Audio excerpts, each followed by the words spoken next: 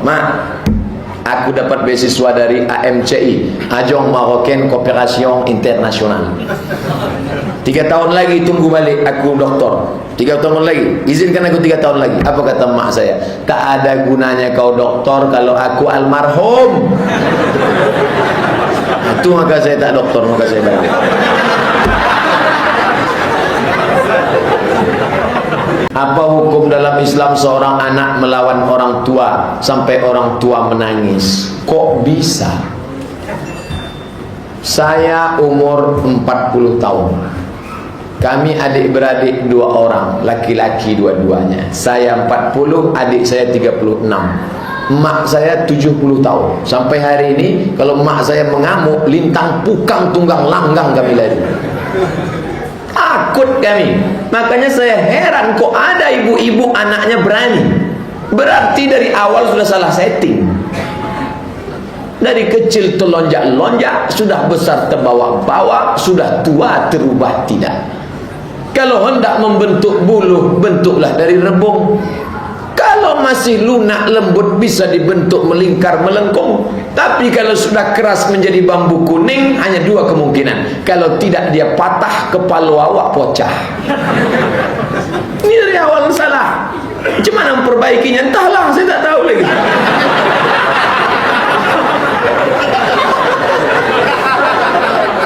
Apa hukumnya seorang anak serakah dan tamak? Itu salah satu penyebabnya orang tua salah mendidik.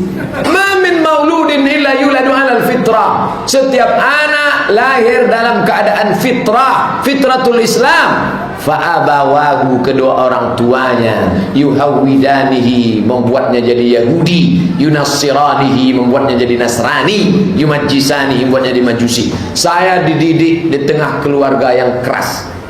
Memang keras pendidikan. 4 tahun saya di Mesir, sekali haram pernah ditelepon. Sampai dipikir, jangan-jangan aku ini anak angkat. Setelah saya punya anak sekarang, sayang saya sama anak saya. Maka saya tanya mak saya, mak aku ini anak angkat apa anak kandung? Anak kandung. Kenapa tak pernah mak bilang selama aku di Mesir 4 tahun? Nah, mak rindu. Kalau ku bilang aku rindu, kau balik. Tak pernah ada itu. Rupanya adik-beradik kami tak banyak. Kalau 10 maklum, cuma berdua. Saya anak pertama, adik saya berdua. Sampai akhirnya waktu sudah saya mau pulang S2, saya dapat beasiswa 3 tahun lagi untuk program S3 doktor. Mak, aku dapat beasiswa dari AMCI, Agence Marocaine Coopération Internationale. 3 tahun lagi tunggu balik aku doktor. 3 tahun lagi, izinkan aku 3 tahun lagi. Apa kata mak saya? Tak ada gunanya kau doktor kalau aku almarhum. Itu maka saya tak doktor, maka saya balik.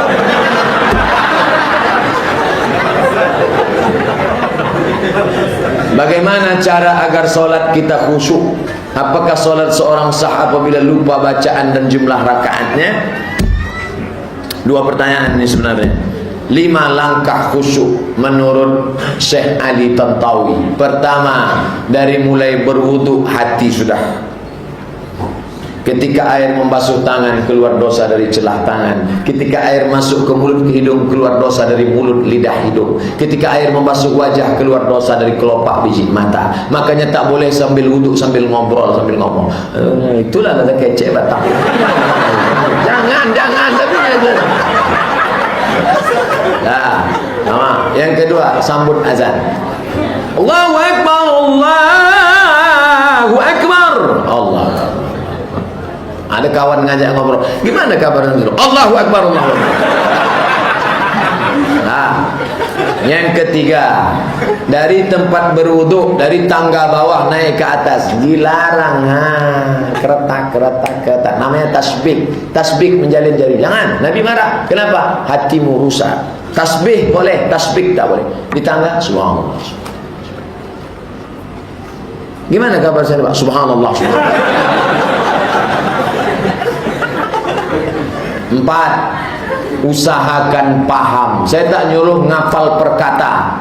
Tak masanya kita ngapal perkata, banyak kerja lain. Paling tidak paham secara umum. Inna salati wa nusuki wa mahyaya wa mamati.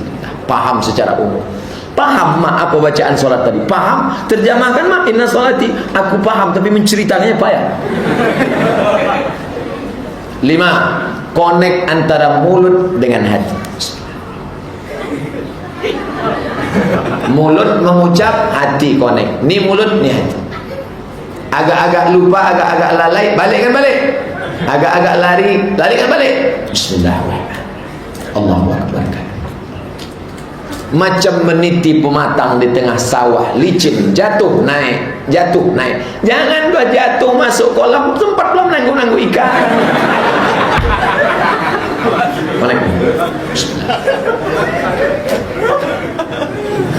Dah, gitulah lebih kurang.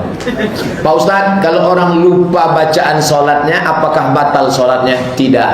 Kalau lupa jumlah rakaat, apakah batal? Tidak. Mana dalilnya? Nabi pernah solat zuhur 2 rakaat. Buka kitab Sahih Bukhari Muslim. Dalam Al-Lu'lu' wal Marjan fi mattafaqa alaihi syaikhan, Syekh Muhammad Fuad Abdul Baqi. Selesai salat zuhur 2 rakaat, sahabat nanya, "Ya Rasulullah, ya, apakah turun wahyu?" Kenapa? Kok zuhur 2 rakaat? 2 tadi? Iya. Nabi tambah 2 rakaat lagi. Setelah itu sujud sahwi. Sujud sahwi 2 kali. Allahu Akbar. Subhanallah la yanamu wa la yashu. Mazhab Syafi'i. Mazhab yang lain, subhana rabbiyal a'la wa bihamdi. Allahu Akbar, duduk, tak ada baca apa-apa, diam saja. Allahu Akbar, subhanallah la yanamu wa la yashu. Allahu Akbar, baru salam. Assalamualaikum warahmatullah. Kalau ingatnya setelah salam tu sujud sahwi. Makalah ni.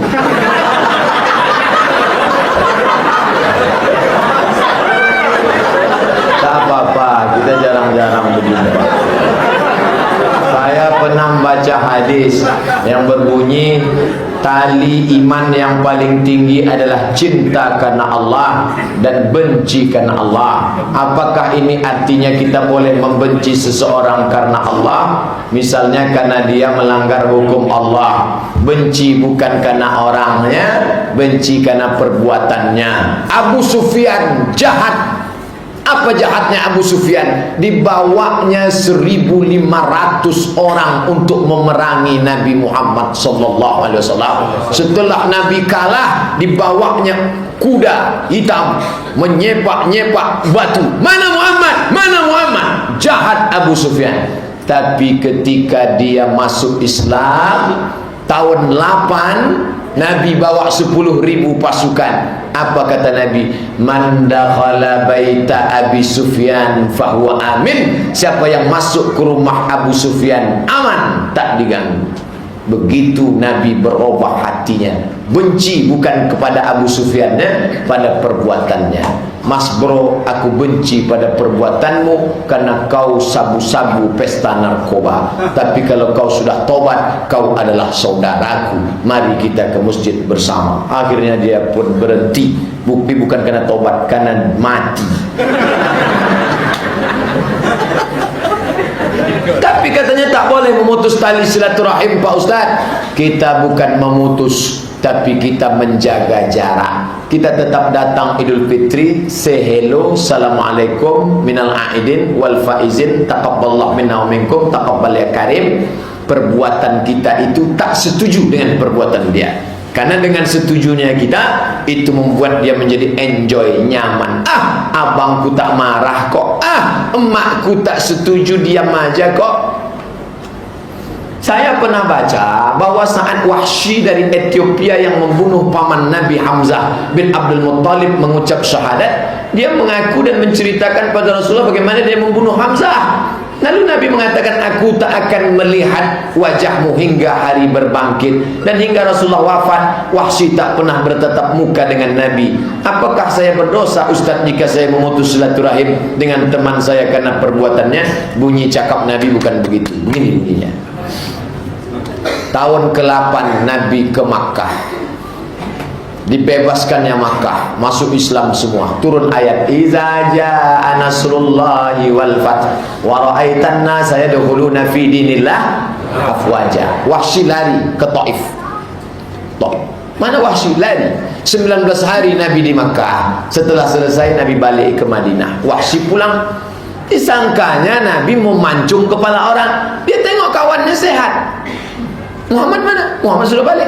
Kalian tadi dia tidak diapa-apakannya, ente aja yang ketakutan. Wahsy pun datang menjumpai Nabi ke kota Madinah Al-Munawwarah. Masuk dia ke rumah Nabi. Nabi bertanya, hal anta Wahsy? Apakah engkau Wahsy? Ya.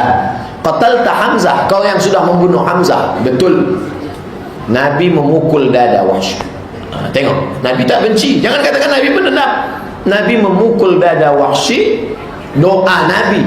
Nanti kalau ada ustaz memegang, kalau saya misalnya di An-Nur saya pegang dada ada jamaah laki-laki sedang transfer apa ustaznya, itu sunnah karena Nabi ada pegang sama, mendoakan semoga Allah memberikan hidayah. Dan memang Wahsy Masya Allah dialah yang membunuh Nabi palsu Musailamah Al-Kadzdzab. Itu Wahsy. Tanganku bergelimang dosa karena membunuh orang paling baik Hamzah, tapi pernah membunuh orang paling jahat Musailamah Al-Kadzdzab. Lalu apa kata Nabi?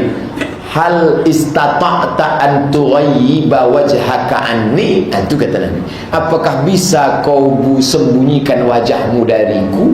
Bukan Nabi benci pada dia, karena kalau nampaknya wajah Wahsy ingat dia Hamzah. Itu dia tak benci. Jadi pahami dengan baik, jangan katakan dendam. Ini tak bisa jadi dalil. Saya sudah maafkan tetangga saya itu Pak Ustaz. Kenapa kau tak datang ke rumahnya? Muntah saya tengok mukanya. Oh, tak bisa. Ini kasusnya berbeda. Jangan jadikan ini kias. Jika pakaian kotor jatuh ke dalam sumur, tenggelam, tak bisa dikeluarkan, apakah air sumur tersebut menjadi tak suci walaupun warna, rasa dan bau air sumur itu tak berubah? Tidak najis. Airnya tetap air mutlak, suci mensucikan. Kenapa? Karena sumurnya dalam lebih 2 kulah. 2 kulah itu berapa? 60 cm ke atas, 60 cm ke samping. Ma balaghal kullataini la yunjis. Kalau sampai 2 kulah maka dia tak berubah menjadi najis, apalagi warnanya, baunya, rasanya. Tapi sekarang jarang. Andai terjadi begitu di sumur kita, kita kuras, kita cari, masukkan galah, masukkan tim SWAT ke dalam, tak juga dapat. Apa boleh buat? Warnanya tak berubah, baunya tak berubah, rasanya tak berubah, air itu suci. Yang kotor itu ini mesin cuci. Mesin cuci tak sampai 2 kulah, airnya suci, masuk air suci, masuk celana anak kencing, bercampur baju koko, bercampur kain, mau dipakai sholat, mukena ibu pun bancur, masukkan deterjen, langsung kipas-kipas, jemur. Kenapa tak kau bilas? Ini tertulis, sekali kucek tanpa bilas. Tengok, ini tidak islami. Makanya setelah keringkan, setelah kering ganti dengan air baru, bilas 3 kali.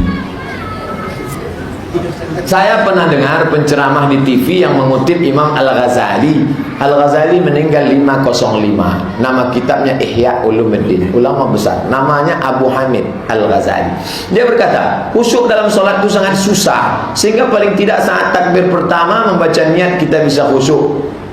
Ayahanda Ustaz, tolong saya bagaimana agar bisa khusyuk dalam sholat. Udah tadi dibahas.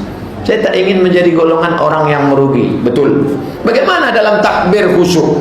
Qasad, ta'arad, ta'ayin. Sholatnya sholat apa? Sholat maghrib. Berapa rakaat? 3 rakaat. Jadi imam apa jadi makmum? Jadi makmum. Allahu Akbar. Payah hati saya Pak Ustaz. Itulah maka dibantu dengan usolli. Usolli fardal maghribi. Berapa rakaat? Salasa rakaatin. Sholat ada apa qadha? Adaan. Jadi imam apa jadi makmuman lillahi ta'ala. Salasa rakaatin, 3 rakaat. Datang jamaah umrah, ditanya sama security, tinggal di lantai berapa? Salasa rakaatin. Lantai 3. Ayanda Ustaz, bagaimana cara mengucapkan huruf dhad, posisi lidah dan pengucapannya? Saya sudah baca buku serta melihat dan mendengar video dari Syekh Quraim Raji, ahli qiraat dari Suriah. Syekh Quraim Raji. Ustaz belajar baca Fatihah sama siapa? Dengan Syekh Azra'i Abdul Raub. Berapa lama baca Fatihah? 3 bulan tak pindah-pindah. Macam mana bunyinya? Gini bunyinya, yang semampu saya lah. Bismillahirrahmanirrahim. Alhamdulillahi Rabbil Alamin, Ar-Rahmanir-Rahim, Maliki Yaumiddin, Iyyaka na'budu wa iyyaka nasta'in, Ihdinas siratal mustaqim, Siratal ladzina an'amta 'alaihim, ghairil maghdubi 'alaihim waladdallin. Itulah yang saya baca dulu. Berubah-ubah sedikit mungkin karena gigi ada tanggal sih. Letakkan ujung lidah di gigi depan atas. Gigi itu tak ada lagi. Maka belajarlah ketika masih sempurna. Bapak yang sudah tak ada jangan tersinggung. Saya tak ada niat.